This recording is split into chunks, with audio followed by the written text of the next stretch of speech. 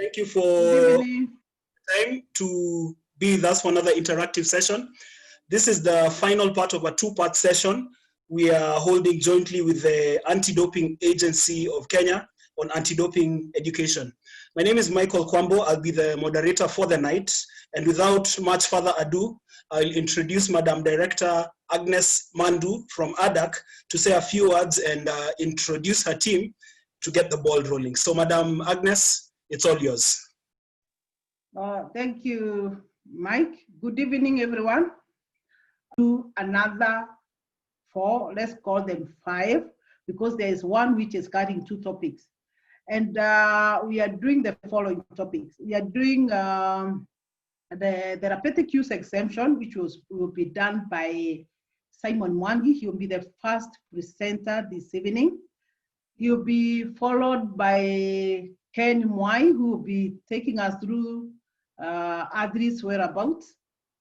Then he'll be followed by Dr. Festus Kiplanai.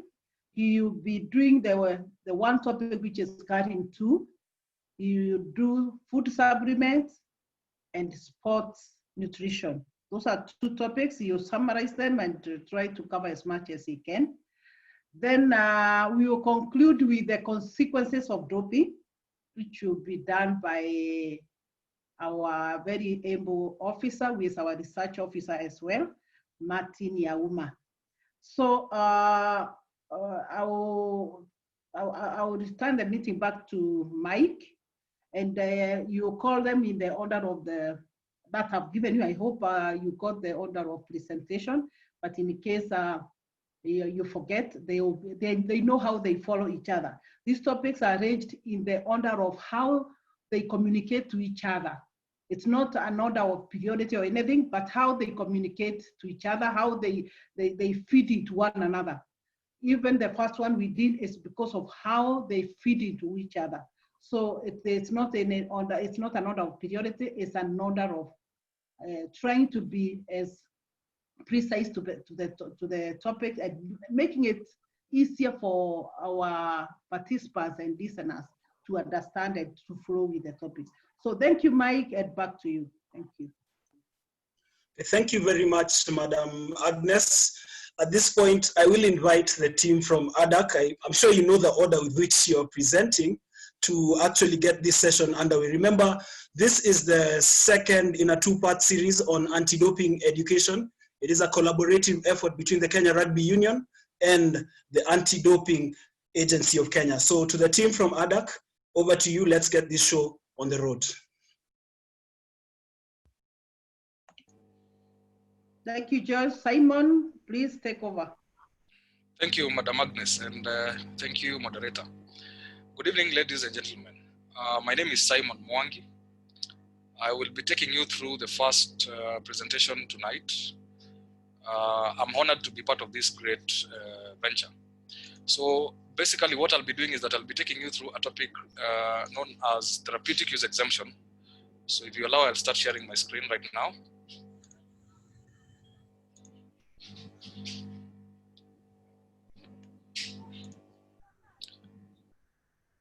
Yeah, so there we go. So therapeutic use exemptions basically is allowing an athlete to use medication that contains what will be referred to as prohibited substances. Therapeutic use in its own context means medical or medicinal use. So what you're going to be looking at tonight is what entails in the therapeutic use exemption process and what athletes are required to do. So basically, like I said, approval of the use of the prohibited substance or method by an athlete who has a legitimate medical condition. Allow me to expand on this a bit. A legitimate medical condition can be in 2 classes. One, either it is an acute medical condition or a chronic one. When I talk about an acute medical condition, what I mean is it is a severe medical condition. For example, asthma, for example, bronchitis, for example, pneumonia. This is a condition that can easily affect someone's health negatively within a very short period of time. When I talk about a severe medical condition, I'm talking about a long-term medical condition. I'm talking about diseases like diabetes, I'm talking about diseases like arthritis, diseases that require long-term medication. So these are diseases which normally don't have a cure.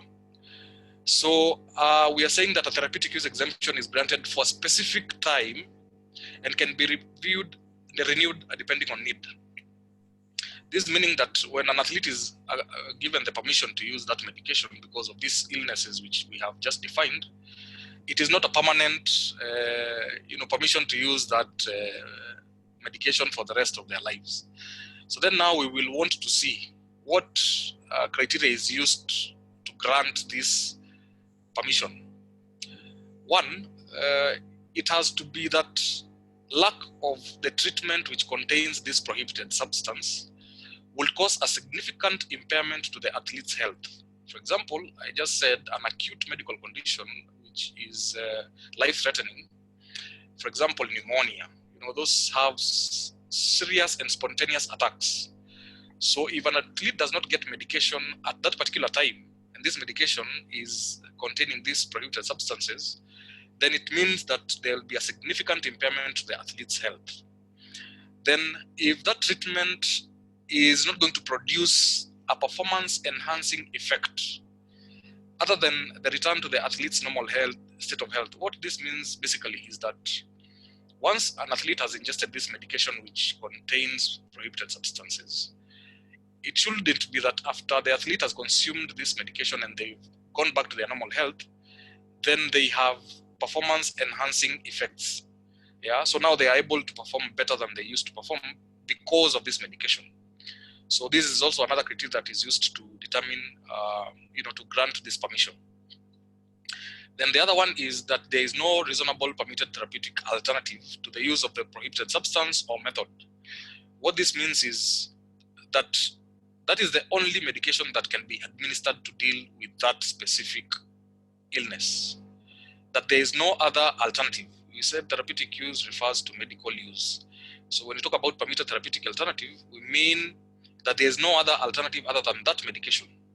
And you will also get to know that this medication, even as it is being administered to athletes, there are certain dosages which are normally provided for. One of the presenters is going to present about the prohibited list. So you're going to understand that there's going to be some level of dosage with which it has been proven that it cannot enhance performance. Then the final criteria is that the request is not the consequence, total or partial, of a prior non-therapeutic use of a prohibited substance. What this means is, for example, an athlete has been using medication that contains prohibited substances. So then now they realize that they are going into a competition and, they need to get a therapeutic use exemption. So what this criteria means is that a therapeutic use exemption is not going to be an excuse to be allowed to participate simply because somebody just decided to be using medication with probably no known condition, prevailing condition, probably not even suffering from a chronic or acute disease. So they want now to use a therapeutic use exemption as a means through which to be able to be allowed to compete while still consuming those medications. So then this therapeutic use exemption is granted by a committee. This committee is normally selected based on certain also requirements. For example, number one, it has to contain at least 3 physicians. 3 physicians meaning that these people are doctors. So, and these doctors are supposed to be experienced in care and treatment of athletes. So not just any other doctor. Then they have to be knowledgeable in sports medicine. They also have to be committed. This means that they have to be, wanting to be able to assist athletes participate in competitive sport while also looking at their medical conditions. And they also have to be available because this is a very demanding committee, which sometimes would require sudden and, impromptu meetings because of applications for therapeutic use exemptions by athletes. Then one very important point to note is that at least one member of the committee has to possess some general experience in the area of special needs for the sake of athletes with impairments. I don't know whether in the rugby sport, we have athletes who have impairments. But I'll give an example of maybe athletics, where we have athletes who have eye impairments, and you see, sometimes they require people to assist them to run. So one of these three physicians has to have a general experience in the area of special needs for athletes with impairments. So the other question is, who would issue a therapeutic use exemption? First of all is a national anti-doping organization. A national anti-doping organization, and a good example is ADAC. So a national anti-doping organization is one of the bodies who issue this permission to use medication that contains prohibited substances. The other one is international federations. We have examples of FIFA, World Athletics. You know, for rugby, it will be International Rugby Federation. You know, so those are the bodies that would be able to issue this therapeutic use exemption. And then again, we have major event organizers. So, for example, Commonwealth Games organizers, International Olympic Committees, Olympics Committee. So these are some of those bodies who issue therapeutic use exemptions. So basically what we are saying is, if an athlete is suffering from a condition that requires them to use medication, then, and this medication contains prohibited substances, these are the bodies that are going to allow them to compete while still using that medication. And we've seen the criteria under which then that permission is granted. So then international level athletes would apply for TUEs. National top level athletes qualify to apply for TUEs, and other athletes. So basically what we are saying is anybody who's an athlete and is engaging in competitive sport and has an acute or severe chronic illness should apply for therapeutic use exemption. But then the other question is, who manages the therapeutic use exemption, this permission to be able to compete while using this medication? Like we mentioned earlier, the three main categories of those bodies that issue these therapeutic use exemptions, NADOs such as ADAC, international federations, and major event organizers. So, and most importantly is that an athlete is required to apply for therapeutic use exemption 30 days prior to the competition. But you're going to see instances where an athlete is allowed, or a therapeutic use exemption can be issued without necessarily putting into consideration the 30-day requirement. And these are what we refer to as retroactive TUEs. Remember, we said athletes are required to apply for therapeutic use exemption 30 days prior to a competition. But then there are instances where an athlete may not be able to apply within that period because of reasons beyond their control. One will be because of emergency treatment, for example. So if an athlete has to, and this is connected to what we said when we were starting, that this illness could either be acute or chronic. An acute severe attack, asthma attack, pneumonia, will require that somebody gets emergency treatment so that they do not lose their life, or they do not get permanent damages to their health. So then there are also exceptional circumstances where probably issues that are beyond an athlete's control. And then there is also the insufficient time to be able to apply for this retroactive TUE, for a TUE. So just for emphasis, a retroactive TUE is the TUE that is issued, it doesn't have necessarily to be given within the 30-day period. We said that for an athlete to get a therapeutic use exemption, they need to apply 30 days before a competition. But we said there are those circumstances like the ones we just mentioned, which would require an athlete to be issued with a TUE outside that window. And those are what we are referring to as retroactive TUEs. Then we are also saying that an athlete may lack an opportunity to submit to be given that permission. Well, fairness, again, requires the grant of a retroactive TUE with genuine reasons. So the ones we've just listed are among the many that will be looked into. One of the most important things to take note of is a lot of consideration, a lot of negotiation, and a lot of, looking into this goes to the committee. So the committee really, and that is why we said it has to be committed, and members have to be committed, and they have to be available because of such occurrences. Then we said that an athlete who's not an international level athlete, so this is a national level athlete, will apply for a TUE to the National Anti-Doping Organization. In this case, we are talking about ADAC. So in ADAC, there's a therapeutic use exemption committee, which is comprised of, like we said, at least 3 physicians who are knowledgeable in matters of sports medicine. And we said at least one of them must be knowledgeable in matters of dealing with athletes with some level of impairment. So then that committee can either grant, it is not automatic, because we said again, there's a criteria for which therapeutic use exemptions are granted. So that committee can either grant or can deny based on those reasons. So once an athlete feels that they have justifiable grounds on which they would have qualified to get a TUE, but it has been denied, there's an appeal body, and in this case, it's the Sports Dispute Tribunal in the case of Kenya, where they can appeal that decision for consideration. You know, and I want to emphasize that it is not automatic that if an athlete applies for therapeutic use exemption, they are going to be granted. We listed the criteria that is used to grant therapeutic use exemptions. Sometimes the committee might feel that the information that has been provided is not sufficient, but that is not to mean that the medical condition does not exist. It is important to get that difference. There are various reasons why a therapeutic use exemption can be denied. The most, straight one is that information that has been provided, medical history and other documents, maybe may not have been substantial to warrant the therapeutic use exemption committee to grant this TUE. So basically that is what we had for you this evening on the therapeutic use exemption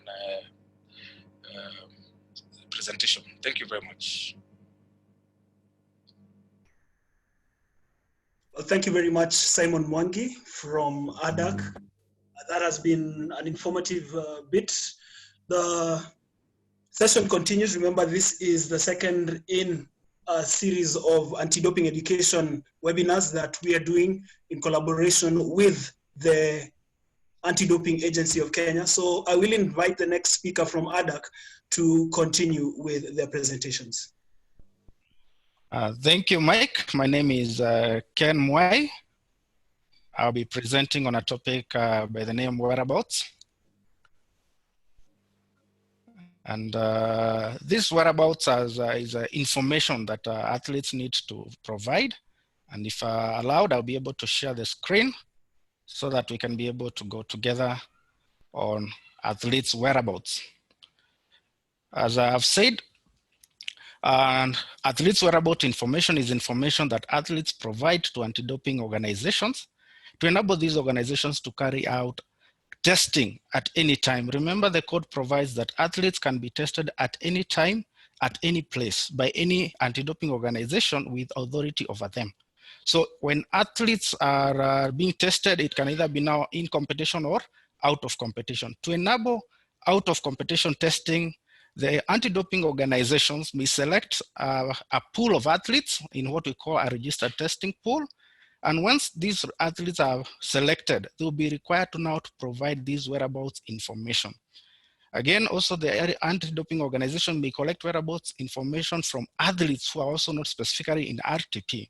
And this registered testing pool, now I've said it can either be done by the National Anti-Doping Organization. In this case, we have ADAC in Kenya, and also international federations. And for rugby, that will be World Rugby, the World Rugby Federation. So this enables these testing authorities to carry out effective and efficient no advance notice testing. So if an athlete is any part of this country and they're in the registered testing pool, once they provide this information, any federation or any internal or any NADO that wants to test them will be able to get this information and trace where they are and get to where they are and be able to do that testing. So what information do athletes need to provide once they are included in the registered testing pool? One is that the athletes will be able to, they are supposed to provide mailing address where correspondences can be sent, and they can provide email as well, and also phone contact so that they'll be able to be contacted anytime maybe they may be needed to be contacted. They also need to provide physical address where they carry out any regular activity. And when you talk of regular activity, we are talking something like training.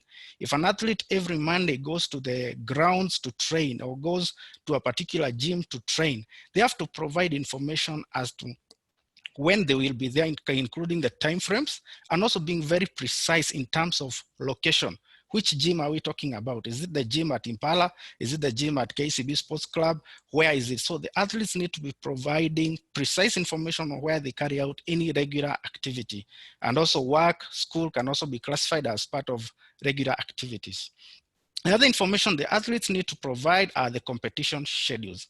And this includes both the club activities, if you're engaged in any club, or if you're in the national team, if you have national team duties, provide these competition schedules. If there's any competition the athlete is scheduled to take place, they need to provide the details so that the anti-doping organizations can be able to know, is this an in-competition or these are an out-of-competition kind of testing they're planning for.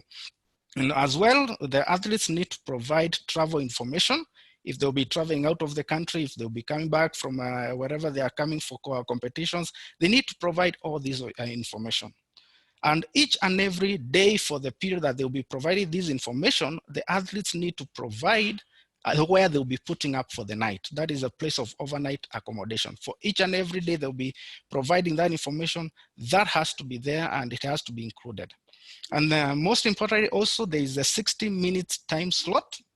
And I'll be talking more on this time slot because for each day, the athletes in the quarter that they provide, they have to provide 60 minutes time slot between 5 a.m. and 11 p.m. And this time slot they are providing, they are saying that they are available for testing during that time. And the onus is on the athlete or the player to be available and accessible for the entire 60 minutes.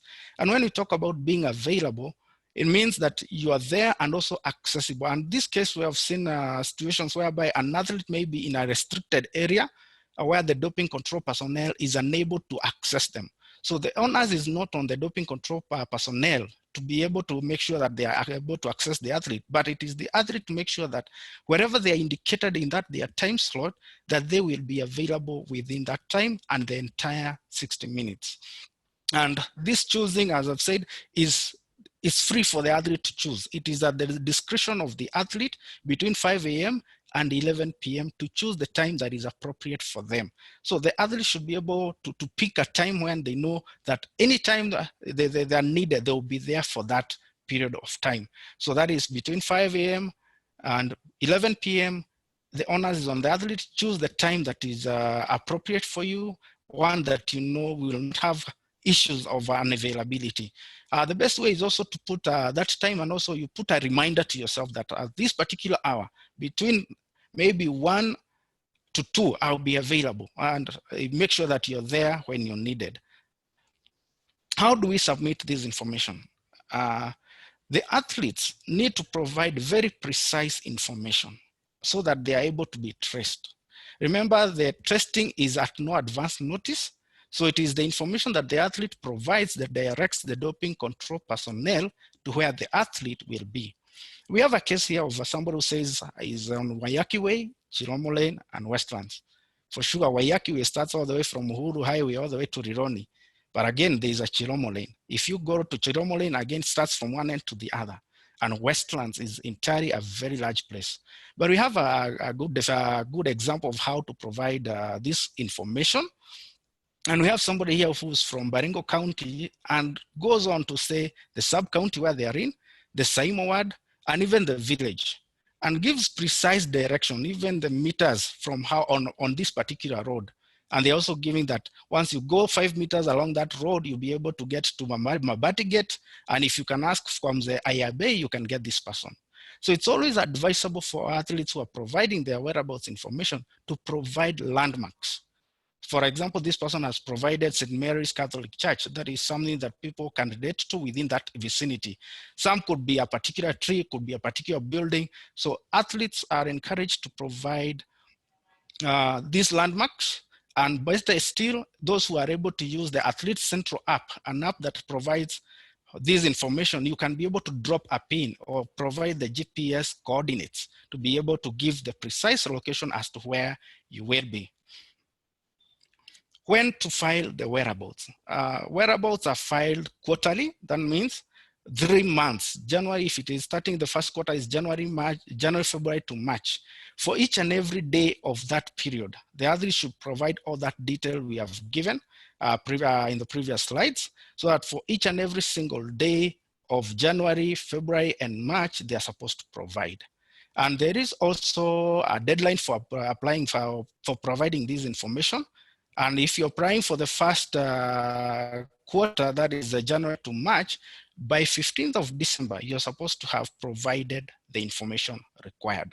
Again, if you go to April to June, the other quarter, by March 15th, you're supposed to have provided that information. So this information you provide on an online platform called ADAMS, that is Anti-Doping Agency Management System.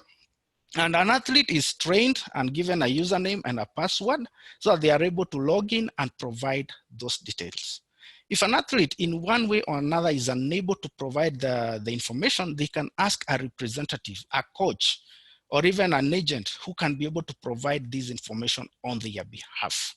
However, it is the responsibility of the athlete to ensure that the information they have provided is accurate and timely. The accountability is on the athlete. If the person who has been delegated the work to file the whereabouts does not do it accurately or does not do it on time, then the athlete is the person who will be held responsible for that. So when the athlete goes to the online platform that is Anti-Doping Administration Management System, they'll be able to open it using the username that has been provided and the password. And what happens is a page like that where the quarter will be able to indicate which quarter it is and the months that are there in that quarter. And for each and every single day, they'll provide the information that we talked about. One, they'll provide the place of overnight stay. They'll provide for that quarter or for that month, whether they have any competition coming up, they'll be able to indicate it. And as well, they'll be able to indicate the time slot, the 60-minute time slot. But if the athlete is unable to access internet wherever they are, again, as I said, you can get somebody who has access to internet to do that for you, so that the information is able to get to the anti-doping organization in time, and now they can be able to use it for the purposes of testing. Remember, these are very safe system, very secure, and only anti-doping organization that has a right are able to access this information, and this information is very safe and secure so that the information that the athletes provide cannot be misused. What if the plans change? Once in a while, you may have said, I'll be in a particular place at this particular time, but things change and you have a change that you may not be available to be there at that time. What is advised is that once there are changes that occur, please go back and update your information.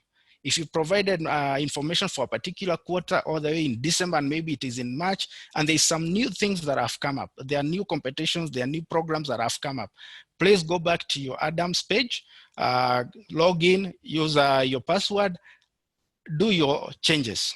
And if you're not again able to do that, please ask help from your coach or from your agent or somebody else, so that the information or the changes that you're effecting, they can be able to reflect immediately.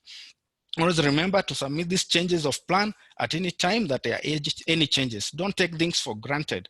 It is true, things can happen, plans can change, and as they change, go back to your ADAMS page and update your information. What are the consequences if athletes do not provide the information required? Or if they provide information that is inaccurate or incomplete? If that happens in a particular quarter, that information will be, or that act will be considered as a filing failure and to be marked against the athlete. That is, if an athlete does not provide the information, or provides information that is inaccurate, or provides information that is incomplete, then that will be marked as a filing failure. Then number 2, if an athlete is not available for testing at the 60-minute time slot, he said they'll be available.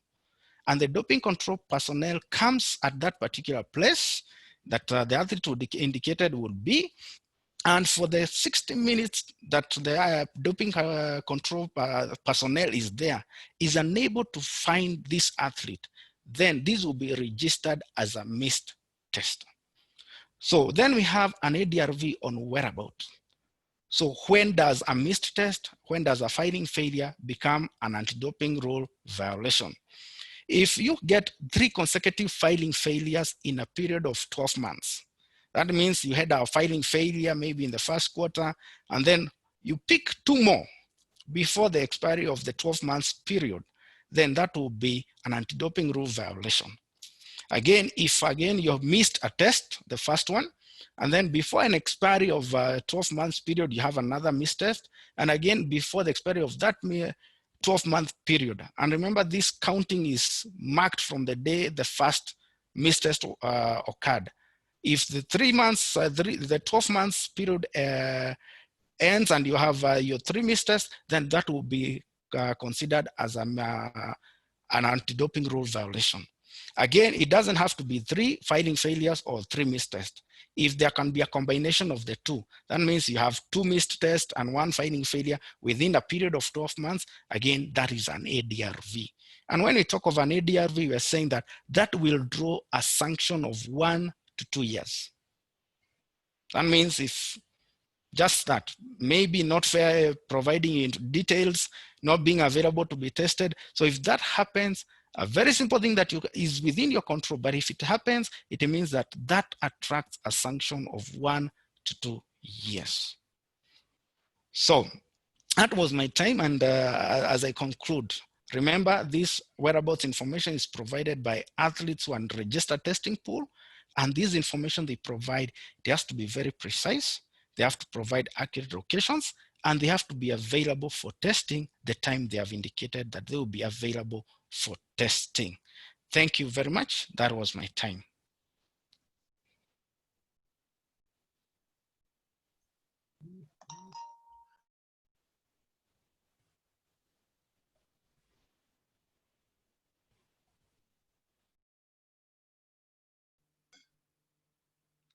Thank you very much, Ken Moi.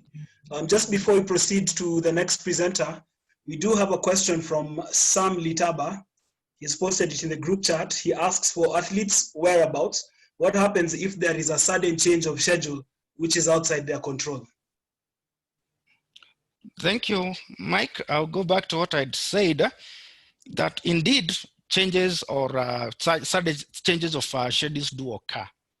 And what we have said is that let the athlete, because this is an online thing that people can do, go to the online, change those, effect those changes to your whereabouts account.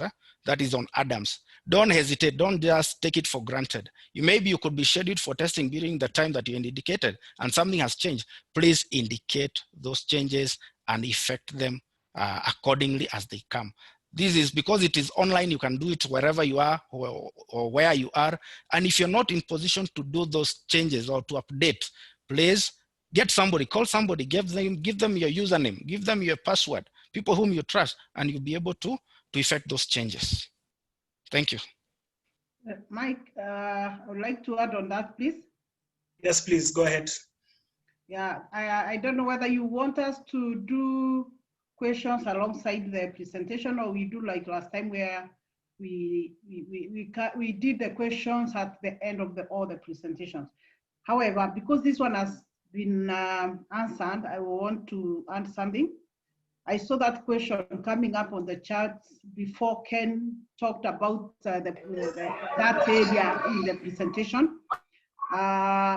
He has answered well, but I just want to add that in case that emergency has just occurred and the athlete is not in a position even to update that whereabouts wherever they are also allowed to call.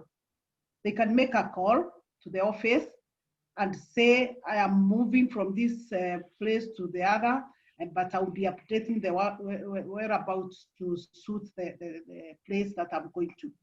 Or even WhatsApp. the worst thing they can do is to just keep quiet and ignore that, as Kenya said. So the changes are expected, and they can occur without anybody planning, but they have the option and the opportunity to update that. Thank you, Mike. Right, thank you very much, Madam Director. We do have the next presentation from Dr. Festus Kiplamai from ADAC. And Dr. Festus Kiplamai, you can proceed as the session continues. Okay, thank you very much. Let me share my screen.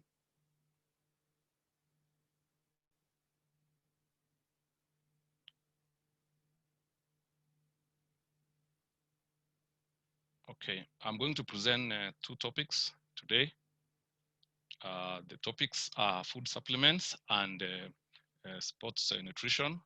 I'm going to cover food supplements first, then come later with sports nutrition.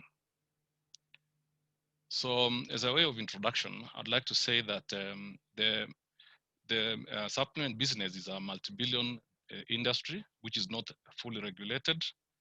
We know that supplements can be all over. As you can see from the screen, all these are just products which are from very many places. They have been put together. You don't know their sources, and the regulation is not like other pharmaceutical, industry, where they are more regulated. The food supplements industry is not regulated fully. But in other countries, you may find that it's more regulated. But obviously, in Kenya, you can get a can of this whey, which can be made in Githurai or wherever. So it's not well regulated in this country. 1 out of 4 have been found to be contaminated. And then no adverse effects have been advised on these substances. When you look at them, there's nowhere they'll say if you take this, you'll get harmed with it, or it will have an effect on your health. And this contamination can either be accidental or intentional. You never know the intentions of people, and somebody can intentionally spike, like creatine or whey or all those supplements which are on the market. Because the industries that produce these other chemicals are also the same industries that produce these supplements. So when you look at supplements industry, why is it there in the first place? Many supplements, and indeed supplements, are produced for the purposes of promoting recovery from diseases. Actually, supplements are just products of food which are taken out of food and filtered out and concentrated for the purpose of promoting recovery from diseases, maintaining good health from deficiencies. When you have vitamin A deficiency, you take the tablet. When you have vitamin D deficiency and all that. But athletes have found ways of using it to promote adaptation to training, so that they are not going to training, but they want to come and quickly pump in themselves with supplements so that they can increase their energy, and therefore they are not well trained, but they are using that one as a way of promoting the adaptation. Also, they would not use that to reduce interruptions to their training. And some of them even believe that it enhances competitive performance.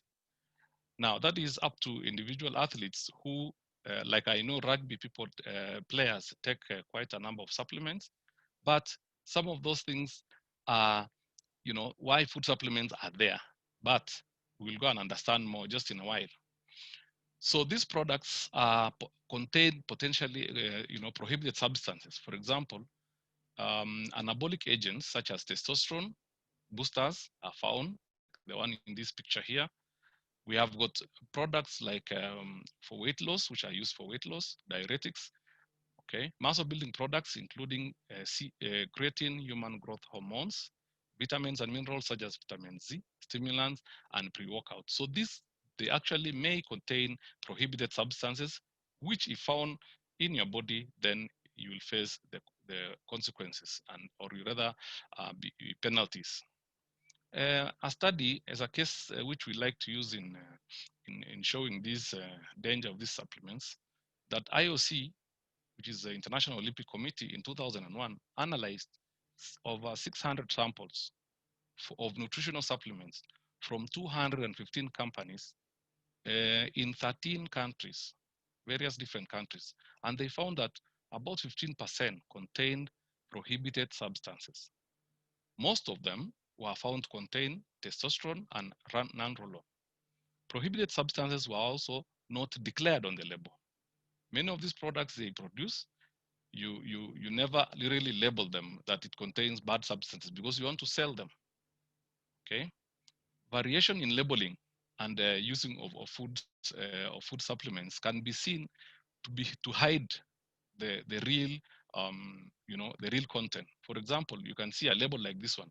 This substance is called Walk Out Like Crazy Blend, 10 grams. So just walking out like crazy is the name, catch name, isn't it? Then some are explicitly, and then others contain substances and they are not declared. But in this case here, they have declared that there is geranium, which is methylhexenamine, which is a prohibited stimulant.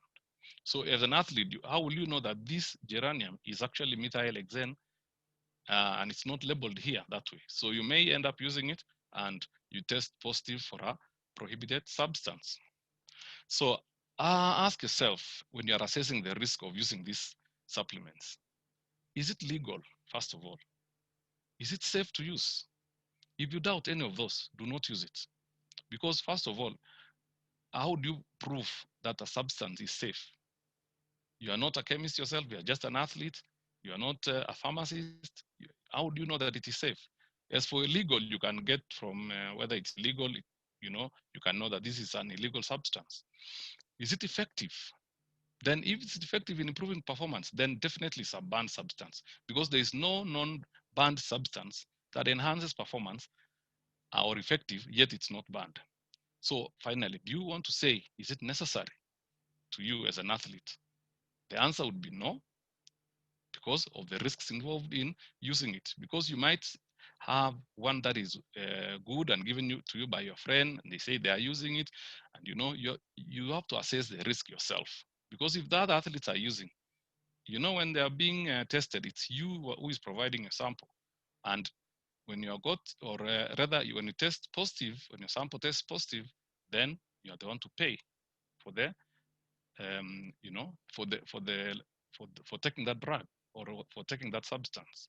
So the principle of strict liability applies here, where you as the athlete, you are ultimately responsible for what goes into your body, whether through injection, whether through your mouth, whether through even sniffing or whatever is found in your body. Even if your mother gave you and told you, no, this is good for you, this product, I've been using it for years, it's not bad. But if it contains some substance that will be in the prohibited list, then definitely you're going to pay for it. So we are advising that we eat natural. Of course, you get your eggs from your farmer, you get your meat, you get your potatoes, your milk, and your products, as you can see here. We'll cover more of this in the next topic. So case studies, which is also very important in alternative medicine, where people use herbal supplements and they think that they are safe because of the word herbal. So this guy, Taranga from Sri Lanka, who is an opening batsman, tested positive for prednisolone during the Cricket World Cup in 2011. He had earlier used herbal remedy to treat bronchial asthma. Now we know, like here in Kenya, many athletes use herbal concoctions to treat other things. Say you have a stomach problem, you have got anything. Your herbalist will tell you, take this, cover yourself with this, take this, swallow it with what and what, boil and shower with the water and all that. If anything is found inside your body, then it will be your responsibility. After all, remember, if your mother gave you, it's not your mother who is going to be tested, neither the herbalist who gave you, but the consequences, it will be you. So in conclusion, I would like to say that nutritional supplements are very much used by athletes and they are used everywhere, especially even in the gyms. So many fitness trainers will want to encourage you to use them because they want to sell them to you. They want to sell them to you because they want to make an extra coin out of you, as much as giving you those things, and they don't know their sources.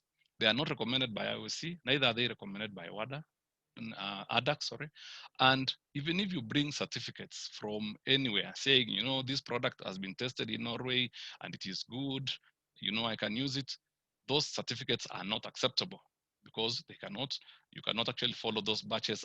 And if you, for example, say this one was certified in Norway, and then in the next one you're using, it contains a banned substance because it was made in Githurai, but it uses the same certificates. So again, that's why it's not acceptable to bring any testing certificates showing that the products are clean. We are just saying no to those supplements. Okay, so I'll move on now to discuss something about sports nutrition. In this topic, we are going to look at vitamins, proteins, carbohydrates, minerals, fats, and water.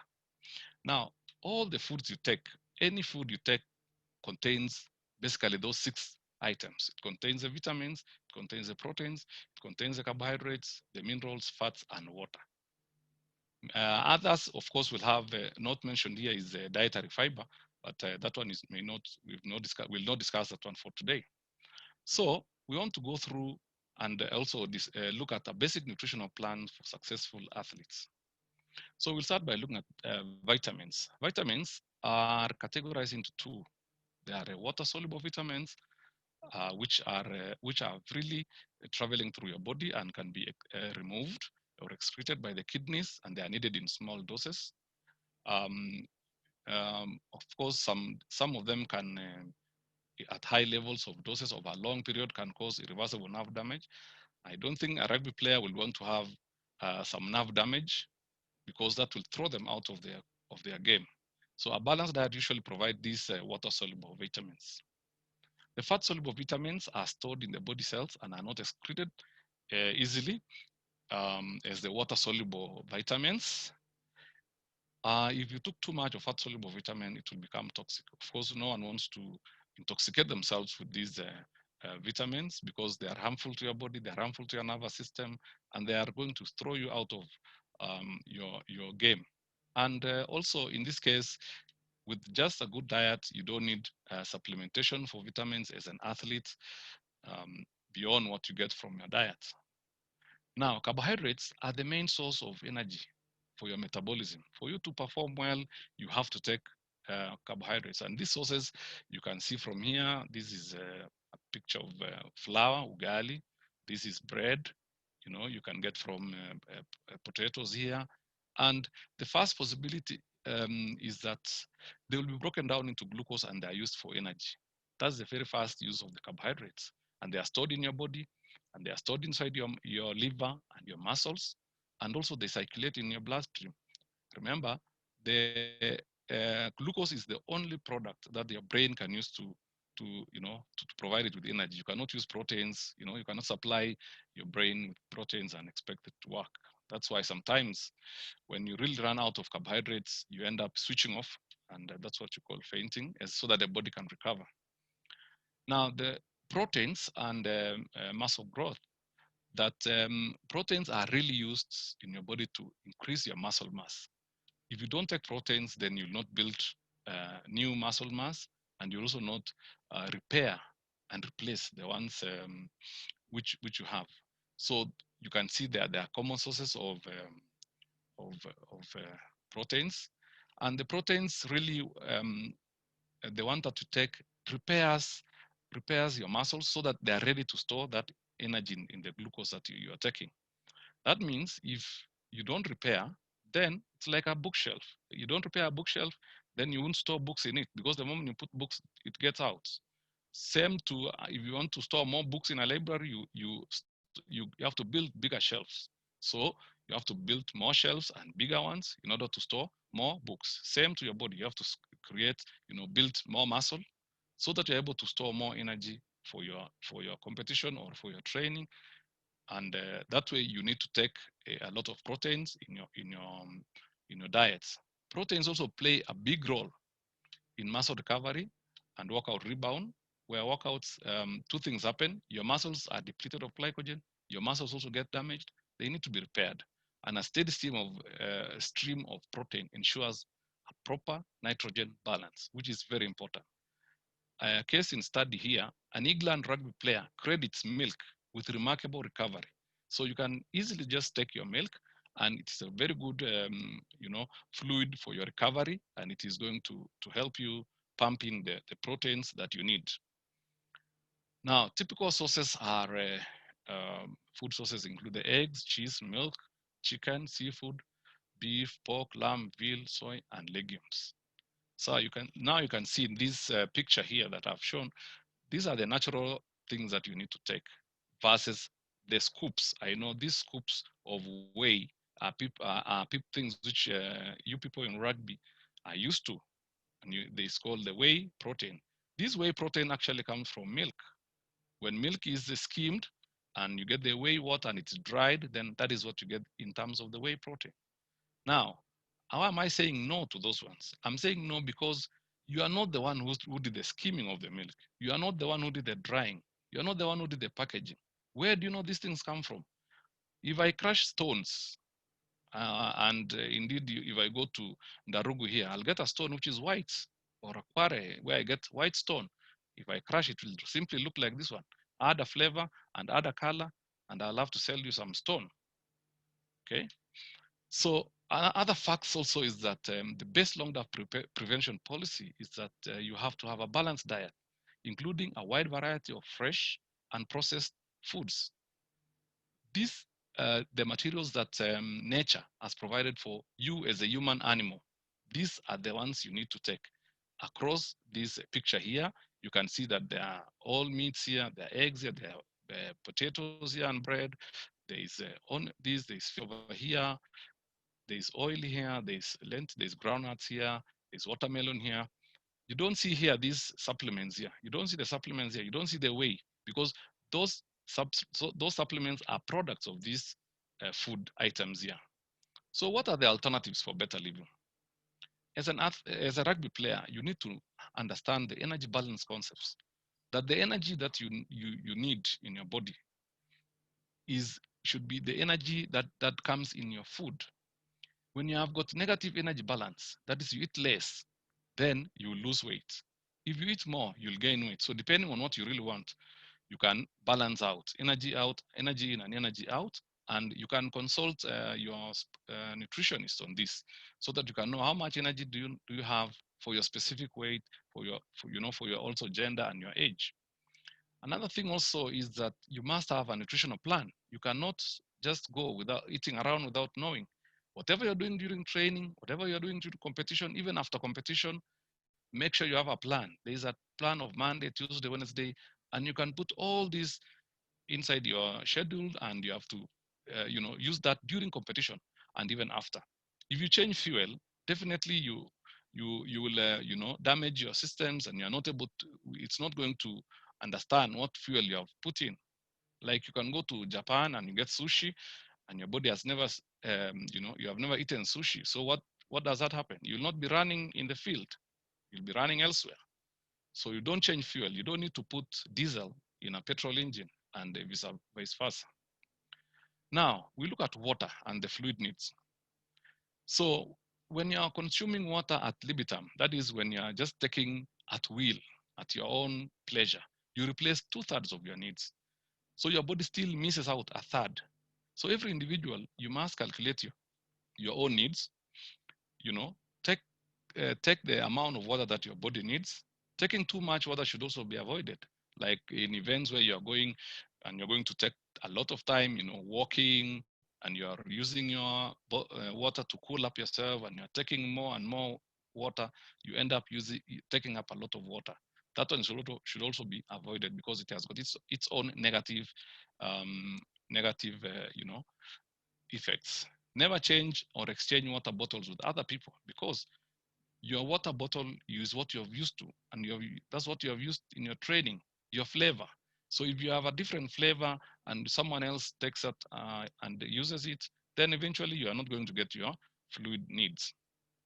So as a guidance of how much water you need to take, you can use for every 9 kilograms, you take a daily rate of 1 glass of water. So for example, if you are my weight may be about 70 or 72 here. You need to take 1, 2, 3, 4, 5, 6, 7, 8. Now these are 8 glasses of water. That comes to approximately 2 liters. As I said, this is just a guide. is a guide, a general guide. So for every 9 kilos you weigh, then you need to take an additional glass of water.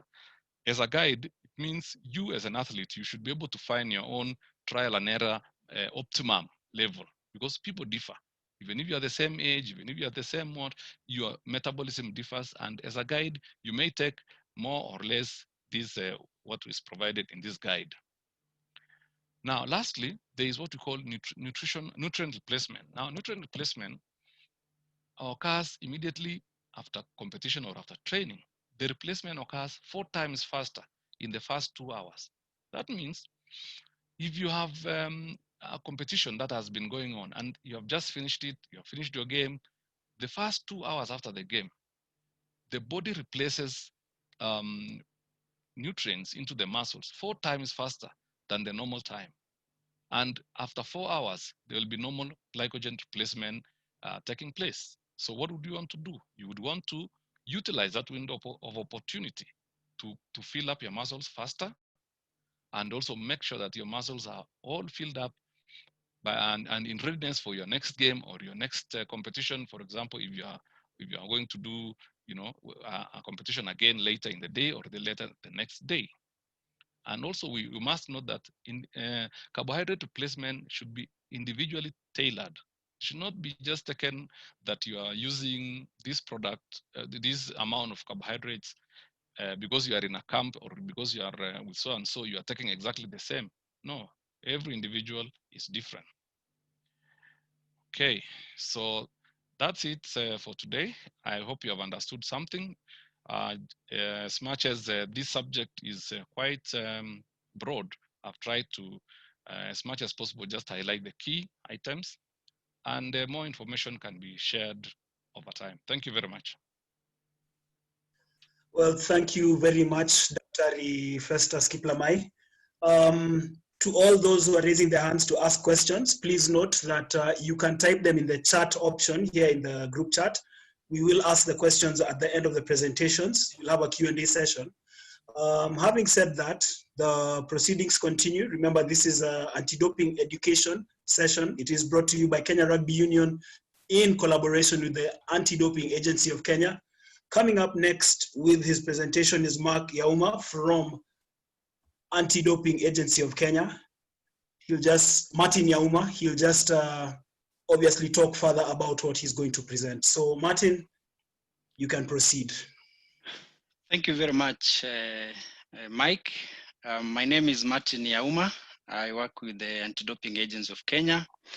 Good evening, viewers, and all those who have tuned in to listen to us this evening. We really appreciate the opportunity that you've given the agency to be able to share issues to do with the fight against doping in sports. I would like to share my screen, and my topic this evening, I am going to talk about what we call the consequences of doping. Last week, there was a presentation on what we call anti-doping rule violations. Many athletes will look at the definition of doping as using substances which are prohibited, which they're not supposed to be used by athletes. And many athletes just think that probably when I've been gotten to have used these substances, maybe what can only happen to me is a sanction. What I would like to share with our athletes this evening is that the consequences of engaging yourself in using these prohibited substances over time has very serious repercussions on various aspects of life. And majorly, I would like to look at 3 areas. One is going to be health consequences. Your health as an athlete, as an individual, your health is important now and tomorrow because everybody wants to be healthy. The other aspect is the economical consequences. You understand that sports is a source of income. And many of our athletes in this country depend on sports as a source of income for their livelihood. And therefore, in case an athlete engages in doping activities, then eventually the athlete might end up having some serious economical consequences. The other one is social consequences. We understand that for a human person to exist, the social aspect of it, the social fabric of coexistence is very, very important, and therefore we need to coexist. Once an athlete is prohibited from participating in sports, has been given a sanction, then the social life of that athlete is really, really affected. First and foremost, coming back to the health consequences, when there was a presentation on prohibited substances, there is in the sports discipline of rugby, there is a lot of susceptibility of our athletes using steroids. The use of steroids for a long period of time has some serious side effects to the athlete. Some of them I'm just going to enumerate, including psychological dependence, increased aggression. You can see this gentleman here is having some serious mood swings. One time you're happy, another time you are sad. Such kind of a person, one doesn't want to associate yourself with such kind of a person, because such kind of a person can hit you angumi at any time, and it's normally not very good. The organs of the body, including the liver and the heart, bring about some serious cardiovascular diseases, high blood pressure, skin disease, acne, and baldness. For those athletes who are in the adolescent stage, you will find that there is a premature puberty, and in very serious cases, you can find that the athlete has what we call standard growth. That means the growth of the athlete is becomes standard. In males, you will find that there is serious consequences, including shrinking of testicles, reduced sperm production, impotence, libido disorders, breast growth, and premature baldness. You find that an athlete is very young, but is having a baldness, becoming very old at a very young age.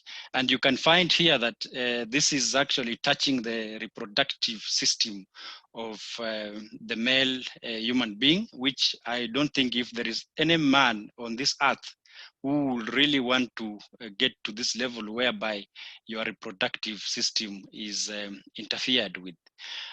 For females, you will find that those who use steroids find themselves deepening their voice. When you are in the house with your man, you are talking with the same voice. You can't differentiate between a man and a woman.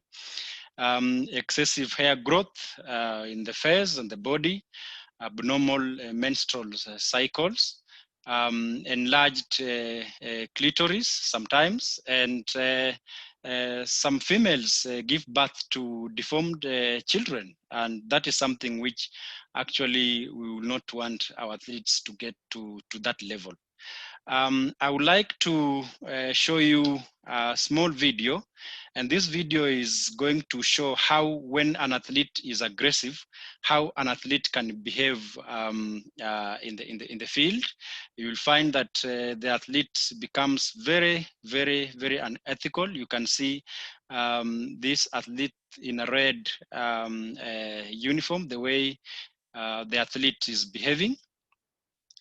You lose your moral standards, you lose your good behavior, and you become very unethical in the field. And you find that this can actually affect the team and affect the morale of even the athletes, bearing in mind that a sport needs to be fair, a sports need to be beauty, and a sports need to envisage what we call the spirit of the game, which is fair play, and bringing out the kind of enjoyment that we would like to enjoy as the fans, as the spectators, and as the people who love sports.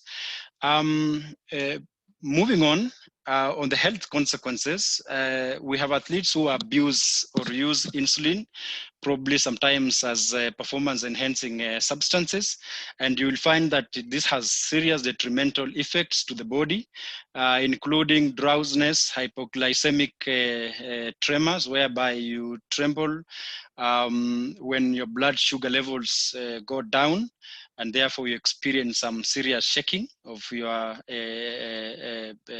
blood sugar levels. Nausea, you'll find that you don't sleep all night, and also during the day, which is a serious problem. Pancreatic disease, general weakness, and therefore, if you are weak, you are not able to perform in the field.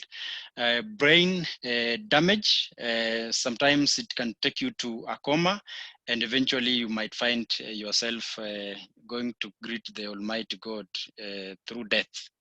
Those who abuse beta blockers, we have low blood pressure, issues to do with the respiratory system, you get affected, breathing problems, issues to do with the heart, issues to do with the constriction of the blood vessels, always feeling tired, and of course, being rugby being an endurance sport, if you abuse these beta blockers as performance enhancing, you really have a problem in the capacity in withstanding the endurance of that sport. For narcotics, we have issues to do with the slowed breathing rate, euphoria, decreased heart rate, nausea and vomiting, sleepiness, loss of balance, loss of concentration, physical and psychological dependence, addiction, which is really bad. You know, most of our athletes get addicted and they find themselves not doing anything else before taking this substance, which is very, very, very bad. And eventually it might be detrimental to the level whereby an athlete can die. Cannabinoids, those who abuse marijuana, we have psychological and physical dependence, loss of attention and motivation.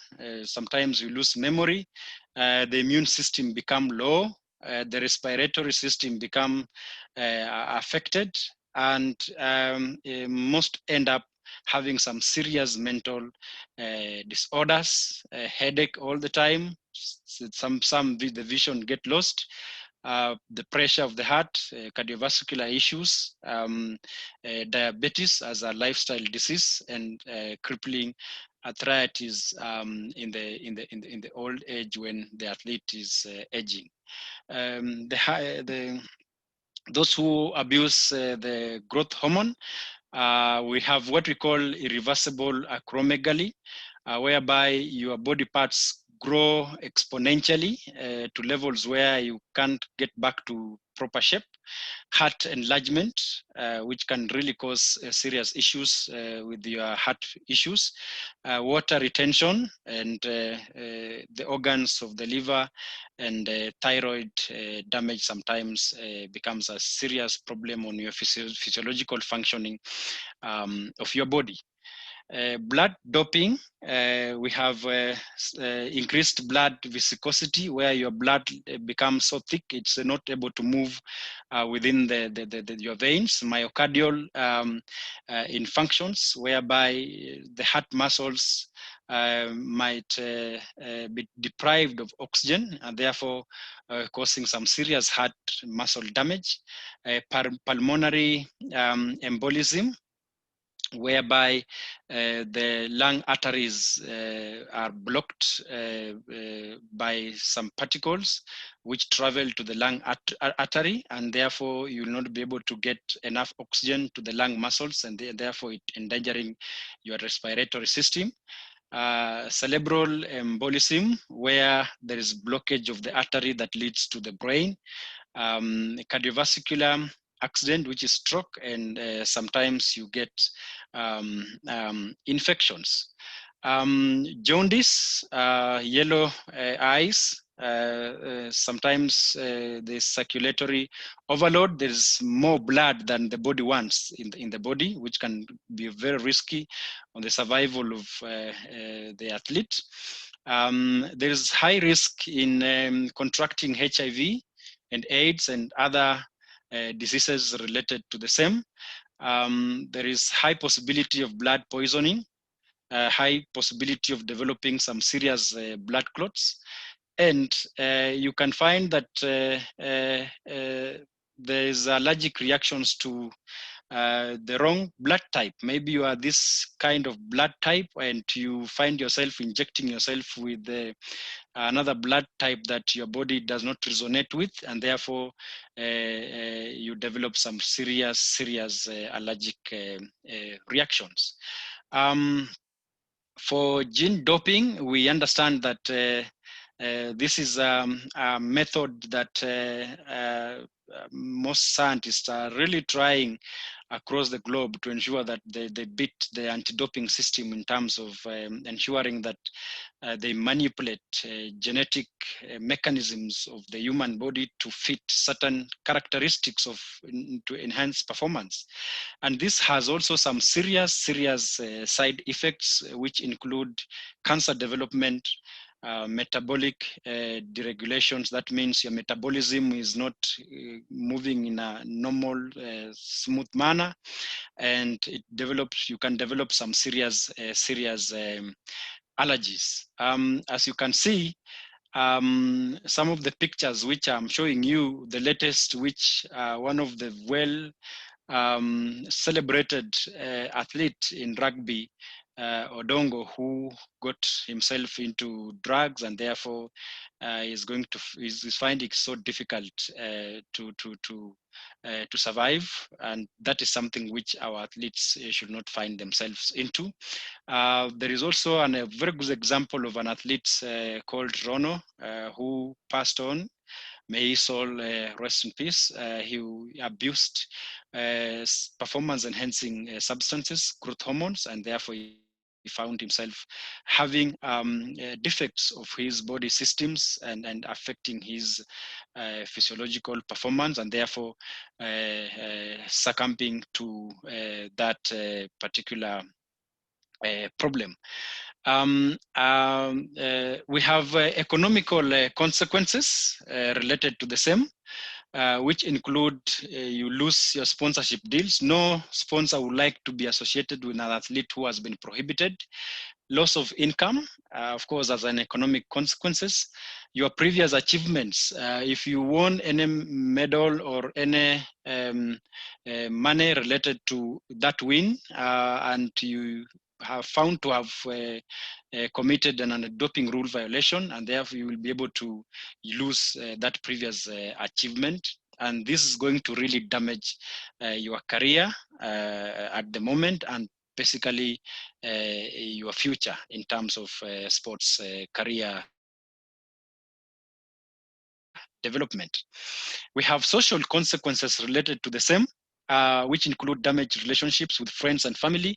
You have seen good examples where our athletes, even in this country, who have been pronounced to have used prohibited substances and banned, they have serious issues with family and friends. Nobody wants to associate with an athlete who has damaged the reputation of the country. Isolation from peers and the sport, you are prohibited from associating, you are not supposed to compete. This will actually really affect the emotional and psychological well-being of the athlete, and therefore the social fabric of society will be broken because of this. I would like to conclude this presentation by showing a video which shows how we celebrate performance, we celebrate genuine performance, we celebrate good wins, how sports brings joy to our families and our social well-being. And as you can see, there is some serious celebrations there.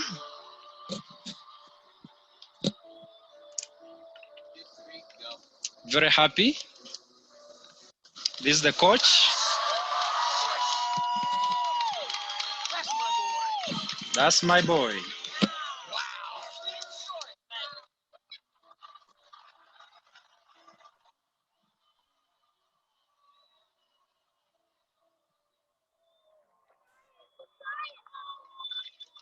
Those are tears of joy.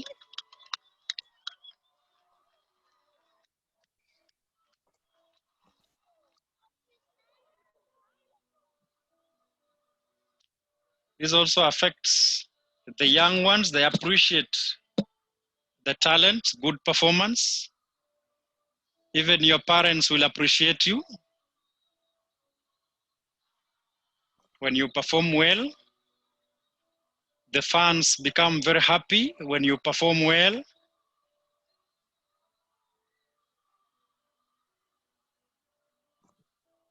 Everybody appreciates you when you perform well.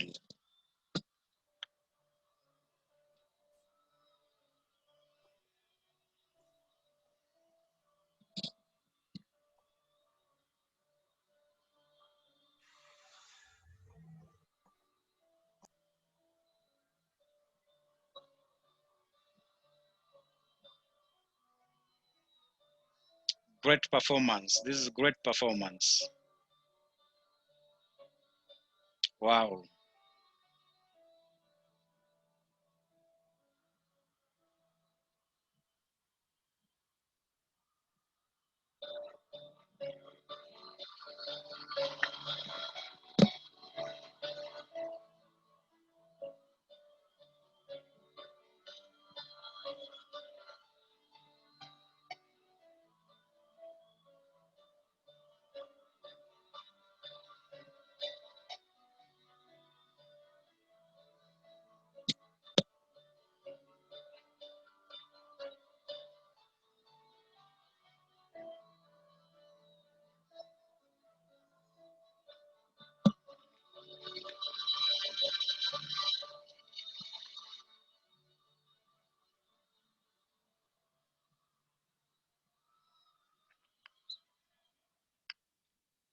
So as an athlete, it is very, very important that as we have gone through all these topics up to now, we expect that you are enlightened as an athlete, and all our athletes support personnel.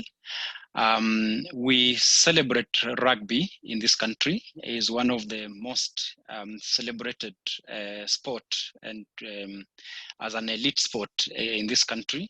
We are proud of our rugby players.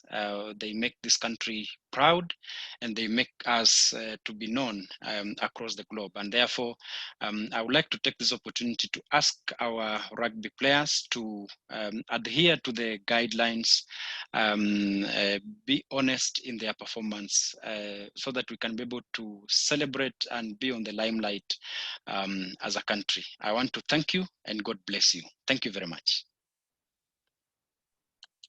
Okay, thank you very much, Martin Yauma, for that presentation. At this point in time, we'll open up the floor to questions. We already have a number of questions which have been asked during the entire proceedings, which started at 7 a.m. But before we start, on a lighter note, to the team from ADAC, you've mentioned Githurai twice in an light about substances made in Githurai. Is it a source of banned substances? Obviously, Mike, it's just an example of a place where you can say, I mean, you can produce anything from wherever. Some people produce bad products even from very good places, you know. So it's just saying producing bad products from somewhere which is not regulated. It's a bad. So we are just sorry for being specific to that, but no offense.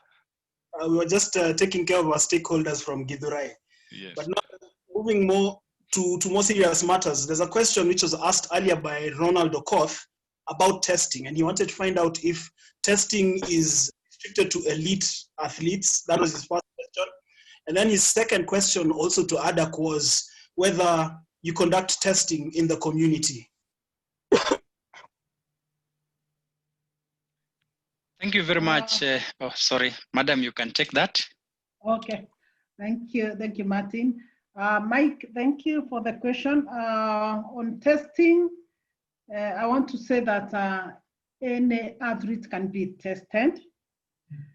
We don't only test the international one or the elite ones, but if you're an athlete at whatever level, you can be tested at any time, anywhere, by a testing authority. I don't understand what the person means by asking whether we test the community. The community, if you're not participating, then we have no business testing just anyone walking around the villages or anything. Our business is testing people who are in sports. If you're not competing, if you're not a sports person, then we cannot test, because it's also expensive to test. We pay for the tests and they are not cheap. So we wouldn't go wasting the resources on just the community. We want to test the sports people because our business is to protect clean sport. I think, Mike, I think that one I've answered. Thank you very much. Dr. who I believe is part of the panel here today. I believe you've gotten comprehensive answers from the team from ADAC. We do have a second question which came through from Leon Lubanga, who wanted to find out if ADAC has a role in regulating the supplement industry in the country. First, let me ask Dr. Kiplamai to attempt that before I come in. Okay, thank you. Thank you, Madam. As for regulation of the supplement industry, we know that supplements are products which are produced by, businessmen who want to sell products, just like food products, including Coca-Cola and any other foods which we have all over the place. So many herbal supplements being sold around. It's not regulated per se worldwide. So even in Kenya, there are actually no regulation that I know of that's actually control the food supplement industry. And therefore, any product that passes in as non-poison will go. Because you can come and say, this is an herbal concoction, I bring it from India, I bring it from China. We've seen all these products coming through, and there is no really specific control of supplements.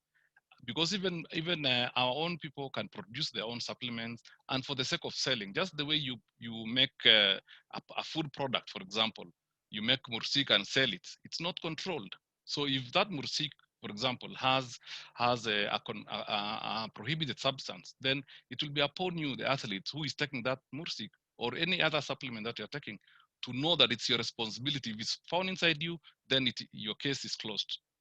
You pay for it. Okay, thank you very much. Doctor. Okay, Mike, just to add a bit, Leon asked if ADAC has any role. Yes. The only role that ADAC can play in that one is maybe just to recommend to the relevant authorities that we need to regulate. Otherwise, as an agency, we have no power. We are not able to regulate. But in whatever line that the food supplements come through, and I think it touches on several departments, several authorities, where customs may be involved, where food industry must be involved. Sometimes even the pharmacists and poisons board must be involved, so that we regulate that industry of food supplements. At the moment, nothing, as Dr. has said, and ADAC, we may not have any power to regulate it, but we only propose to the authorities that are concerned. Thank you. Thank you very much, Madam Agnes. Leon Lubanga, I believe your question has been thoroughly answered. The next question we have is a recurring question from last week. We were actually told that it would be discussed today. This one had been presented by Mike Shamia, who asked about energy drinks, and he noted that they contain a lot of caffeine. So his question was whether they are safe. Okay, I'll take on that. We know that energy drinks are produced for various reasons. Companies produce them so that they are able to entice customers to drink it in the context of that they'll get energy, instant energy, and they can use it for their exercises and all that. They are not, energy drinks are not necessarily banned, just like soda and any other fizzy drinks which you can buy, like any juice or any drinks you want to buy, they are legal, you can use them. But now what we are saying is caffeine as a substance is actually suspended from the prohibited list, because they noted that you need to take so many, as much as maybe even 25 cups of coffee for you to actually show any effect in terms of performance. So that one, I believe it was removed from the list. However, again, I'll still go back and say, whatever you take, when you take that Red Bull, when you take that Monster, when you take that, all those things, look at those names. There is no name like milk there. All of them are Monster, Shark. They look like things which are, Red Bull, something which can, it's dangerous or something, which gives you a quick spike. Meaning, whatever it has in it can give you that spike. But then, if it will contain a substance that is prohibited, again, it's your business. So entirely, I would say energy drinks, people use them because they are just open and they are not illegal to be used. But whatever it is in them, whatever is inside them, it's up to you as an athlete to pay for it. All right, thank you very much, Daktari. The next question comes from Byron Juma, who says, before he asks the question, that there have been cases of clenbuterol and meat contamination where unscrupulous farmers use clenbuterol to bulk up their herd. This may result in inadvertent doping among athletes. His question is, what is ADAC doing in regards to inadvertent doping due to natural food contamination? Daktari? Yeah, in this case, we know that farming has taken technologically advancing ages all the time. And we know that farmers are injecting various substances to animals to enlarge the size of the animal so that they're able to get a better price in the market, and thereby they end up injecting these animals with banned substances. In case of when the product ends up in the system of the athletes, again, I still insist that you'll still be punished. That's one, because the mistake is that something has been found in your system. But then there is what we call results management, which is, they handle that on a case-by-case basis, where you come and explain yourself. You say, I ate meat from this market, and you are able to prove that that meat contained that banned substance. Then the committee that handles results management will handle your case. And at best, from what I've learned from ADAC, is that they might reduce the ban, but not necessarily eliminate it, because there's something inside yourself which makes you better than the other athlete who has not taken that meat which is contaminated. So as much as it's like being arrested, when you're arrested by the police, you are put inside and they want to prove the case, then now you'll be released. But meanwhile, you have served some some days or so. So you will be given the ban that will allow the substance to get out of your body, I believe, but it's handled on a case-by-case basis by the results managers. Maybe Martin can add, or Agnes can add on that so that it's clearer. Okay, thank you, Daktari. Yeah, on food supplements, or no, sorry, on contaminated products like meat, we know there are many cases from China and Malaysia, those areas. We get several cases where athletes claim that their positive results were as a result of contaminated meat. Yes, it's known that there are some parts where animals like cows are treated with some substances to make them grow fast and fatter.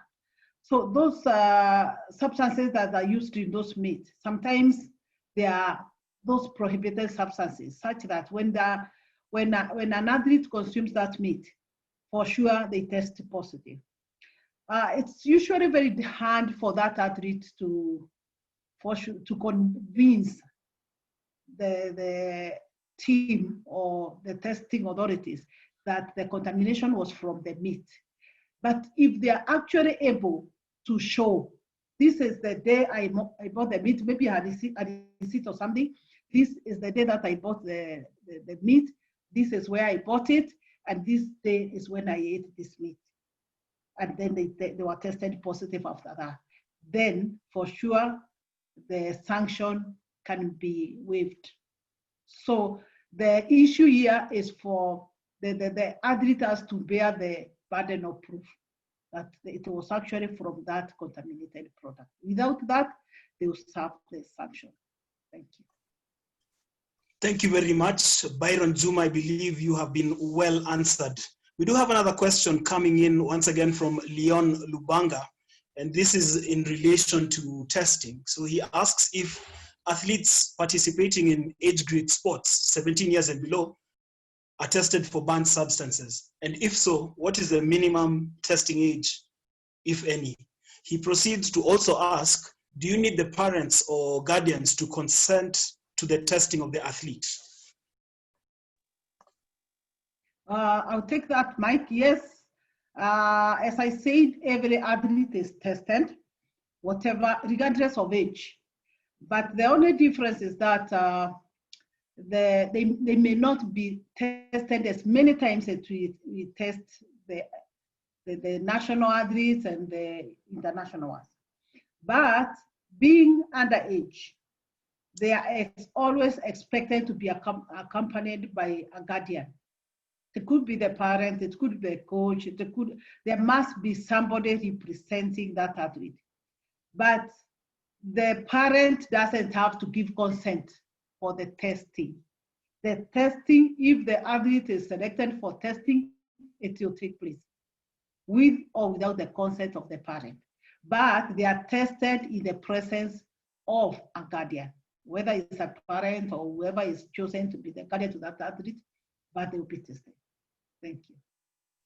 All right. We do have a question here from Elijah Mwangi. He is a freelance journalist who is following this conversation. He asks, he first starts by commenting and saying, Dr. Kiplamai, just wondering, how many sportsmen, sportswomen have that kind of information touching on food supplements? And is ADAC funded enough to conduct the required trainings to empower our sports people?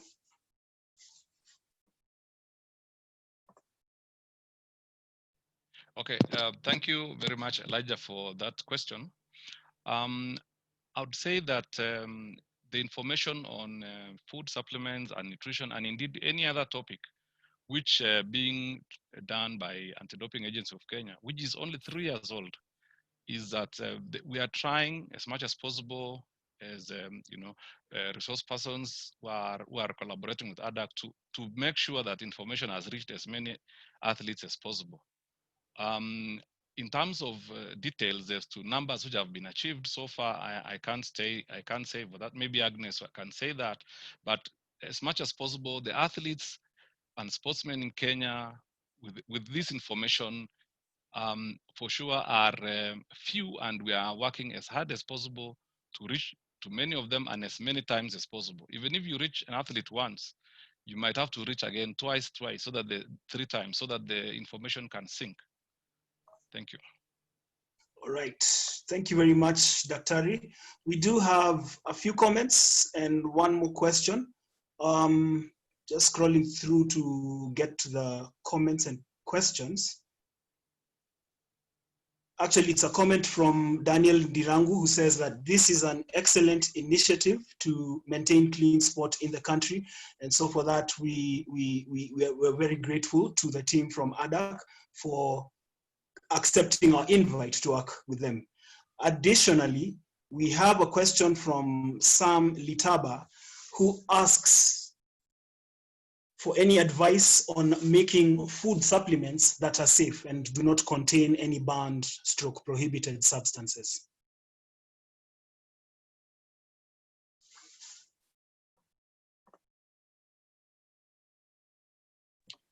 Daktari, do you want to answer Yes. that? Let me take that one. You know, supplements are things which are produced in industrial basis, and you may produce some for your own use at home. Litaba, you can make your own supplements at home, and you may just get simple methods of extracting nutrients from your own products.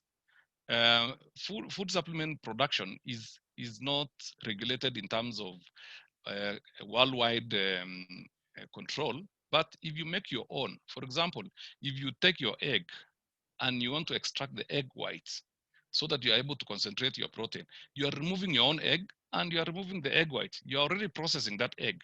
So you are able to trust that this is an egg, you process it yourself, and you will not be in risk of getting products which are contaminated without your knowledge. So even when you're processing unga or maindia, you are grading it number 1, number 2, you are already processing that product. So supplements you can make on your own, and as long as you trust your sources.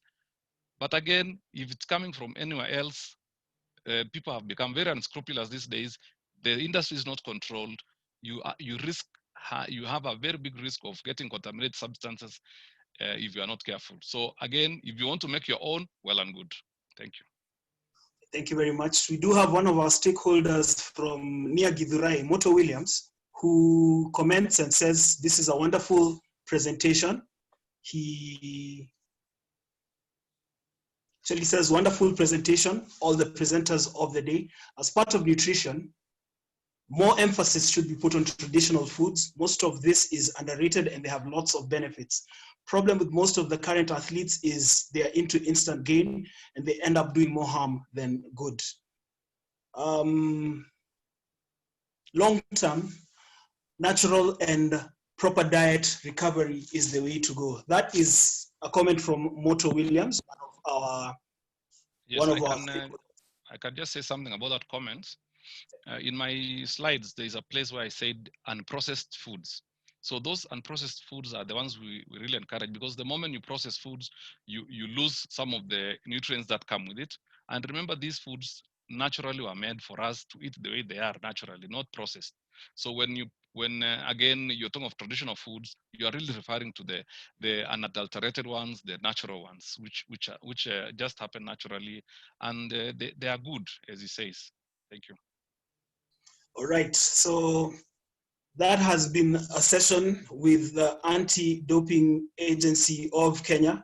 And before we conclude, I'll invite the Training and Education Coordinator at the Kenya Rugby Union, Malik Ndemi, to give a few remarks before we proceed to close the session. So Malik, it is all yours. Thank you.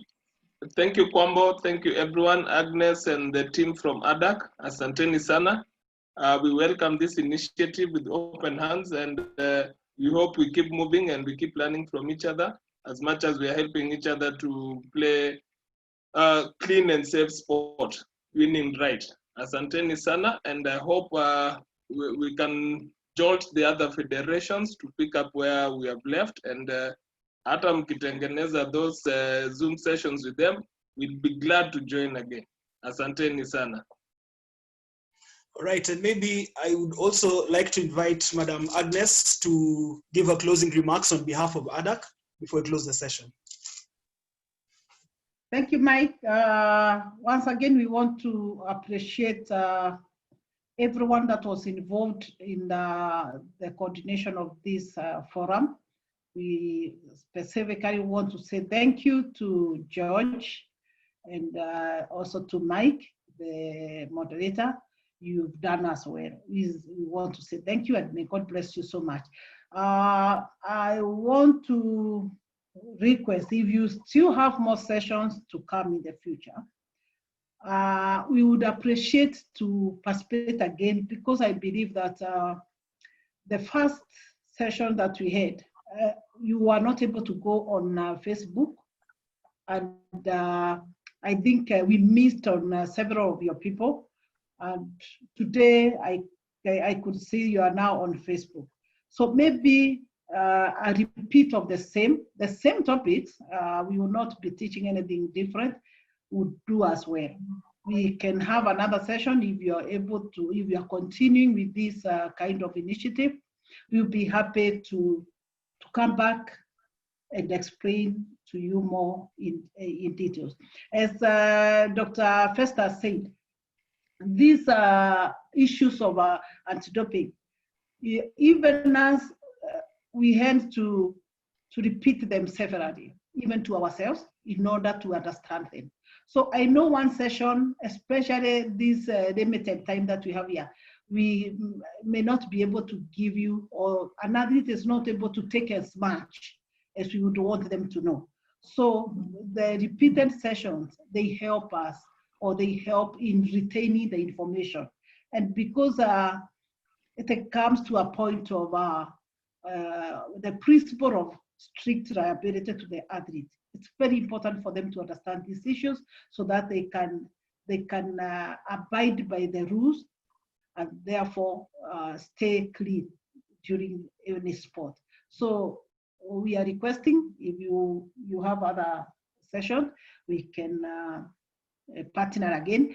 And as you have said, if we get any other federation hosting such a forum, or if we also go, or rather host one, we will invite you, as you have said, because I think it's important for us to continue listening to one another, because I think it's important until when the government, or rather this season of COVID-19 will end.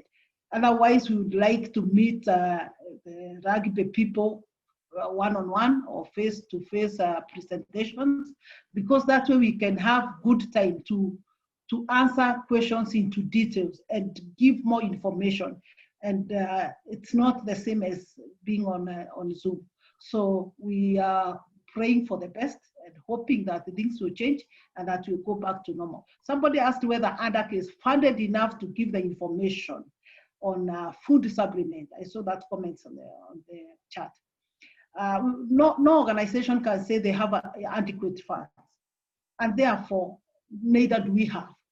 But we try our best. When we get that opportunity, we try our best to go out there and give the information that the athletes need for them to stay clean. So we will continue doing our best with the little funding that we get from the government.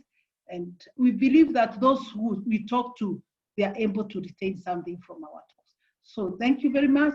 And we trust that we'll be meeting either in Zoom or face-to-face in whatever forum, so that we can continue doing what we love doing. Thank you, George. Thank you, Mike. Thank you so much. Thank you, ADAC presenters. I appreciate you all. Thank you so much. Thank you very much, the team from ADAC. I think this session, as well as last week's session, has shown that there is a lot in terms of knowledge that rugby stakeholders are keen on imparting actually intaking from you. There's still questions trickling in, but because of time, we cannot take them. We certainly will be looking forward to working with you again and obviously having more sessions, because we're obviously seeing that 2 is not enough, and we'll plan with Malik and the team at KRU to have a lot more sessions with you. So to everybody in the rugby fraternity who took their time out on a Friday evening to sit with us for nearly 1 hour and 45 minutes, we just want to say thank you. To the team as well from ADAC, once again, thanks, and remember, you're always welcome. To Malik and everybody else who we work with and pull the strings in getting all of these things up and running, thank you. And to everybody who's been here with us, again, thank you for your time. Good night and have a great weekend. Thank you and good night too. Thank you. Thank you so much. Thank you. Asante sana.